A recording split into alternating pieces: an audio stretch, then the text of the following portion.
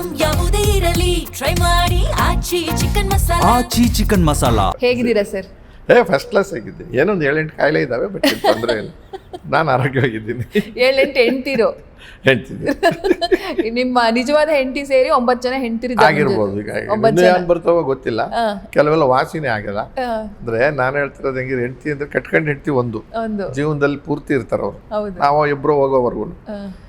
ಇವು ನಮ್ಮ ದೇಹಕ್ಕೆ ಬಂದ್ಬಿಟ್ಟಾಗ ಹೆಂಡತಿ ಇಲ್ಲದೆ ಇದ್ರು ತಡ್ಕೊಂತೀವಿ, ಅದಕ್ಕೆ ಬೇಕಾದ ಔಷಧಿಗಳು ತಗೊಳ್ಳೋದಿದ್ರು ಪ್ರತಿದಿನ. ಹಂಗಾಗಿ ನಾನು 2ನೇ ಹೆಂಡತಿ 3ನೇ ಹೆಂಡತಿಗೆ ಈ ಕಾಯಿಲೆಗಳಿಗೆ ಕೊಟ್ಟಿದ್ದೀನಿ.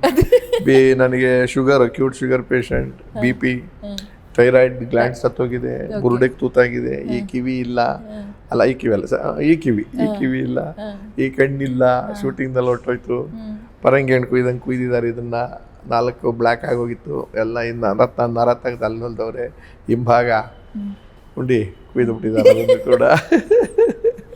ನೀವೇ ಅನ್ಸುತ್ತೆ ಸರ್ ಕುಂಡಿ ಕುಯ್ದಿದ್ದು ನೇರವಾಗಿ ಹೇಳೋ ವ್ಯಕ್ತಿ ಅಂತ. ತಪ್ಪೇನಿದೆಯಾ, ಕುಯ್ಸ್ಕೊಂಡ್ರೆ ಸತ್ಯ, ವಾಸಿ ಮಾಡಿಸ್ಕೊಂಡ್ರೆ. ಆದರೂ ಕೂಡ ಯಾವ ಕೆಲಸನೂ ನಿಲ್ಸಿಲ್ಲ ಅಂತ ಹೇಳಕ್ ನಾನು ಟ್ರೈ ಮಾಡಿದ್ದು. ಆಮೇಲೆ ಇವು ಯಾವುದನ್ನು ಕೂಡ ನಾನು ಬಯಸಿದ್ನಾ ಇಲ್ಲ, ಬಂದವೆ. ನನ್ನ ಗ್ರಾಚಾರಕ್ಕೋ, ನನ್ನ ತಪ್ಪಿನಿಂದಲೋ, ನನ್ನ ಚಟಾಚಪ್ಪಲುಗಳಿಂದಲೋ ಬಂದಿರ್ತವೆ. ಮದುವೆನೂ ಕೂಡ ಕುಟುಂಬದ ಲೆಕ್ಕಾಚಾರದಲ್ಲಿ ಅದು ಬಂದಿರ್ತದೆ. ಎಲ್ಲದು ನನ್ನ ಹೆಂಡತಿ ಜೊತೆಲೂ ಇದ್ದೀನಿ, ಇದ್ರ ಜೊತೆಲೂ ಇದ್ದೀನಿ. ಇಷ್ಟ್ರ ಜೊತೆ ಒಳಗೂ ಸಿನಿಮಾ ಬಿಟ್ಟಿಲ್ಲ, TV ಬಿಟ್ಟಿಲ್ಲ, ನಾಟಕ ಬಿಟ್ಟಿಲ್ಲ, ಆಮೇಲೆ ಹೋರಾಟ ಬಿಟ್ಟಿಲ್ಲ, ಆಮೇಲೆ ಭಾಷೆಯ ವಿಚಾರದಲ್ಲಿ ಹೋರಾಟ ಬಿಟ್ಟಿಲ್ಲ, ರಾಜಕಾರಣ ಬಿಟ್ಟಿಲ್ಲ.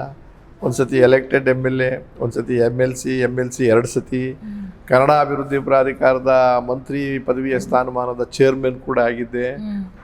ಆಮೇಲೆ ಮೂಕಾಭಿನಯ ಮಾಡಿದ್ದೆ. ಯಾರೋ ಕನ್ನಡ ಸರಿಯಾಗಿ ಮಾತಾಡಕ್ಕೆ ಬರಲ್ಲ ಚಂದ್ರಿಗೆ ಅಂತ ಕಾಮೆಂಟ್ ಮಾಡ್ಬಿಟ್ಟಿದ್ರು ನಾಟಕದಲ್ಲಿ. ಆವಾಗ ನಾನು ಯಾಕೆ ಮಾತಾಡೋದೇ ಬೇಡ ಅಂತ ಇಂಟರ್ನ್ಯಾಷನಲ್ ಲ್ಯಾಂಗ್ವೇಜ್ ಯಾವುದು ಅಂತ ನೋಡಿದೆ. ಅಂತಾರಾಷ್ಟ್ರೀಯ ಭಾಷೆ ಮೂಕಾಭಿನಯ, ಭಾಷೆನೇ ಇಲ್ವಲ್ಲ.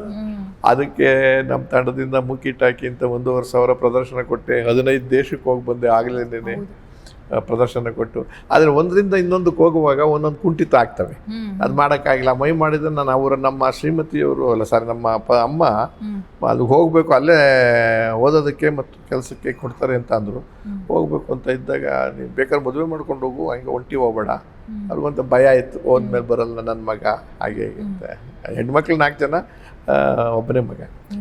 ಅದಕ್ಕೆ ಹೋಗೋಕ್ಕಾಗಿಲ್ಲ, ಬಿಟ್ಟೆ. ಮೈ ಭಾಳ ಚೆನ್ನಾಗಿ ಮಾಡ್ತಿದ್ದೆ. ಈಗ ದಪ್ಪ ಆಗ್ಬಿಟ್ಟಿದ್ದೀನಿ, ಆಗಲ್ಲ.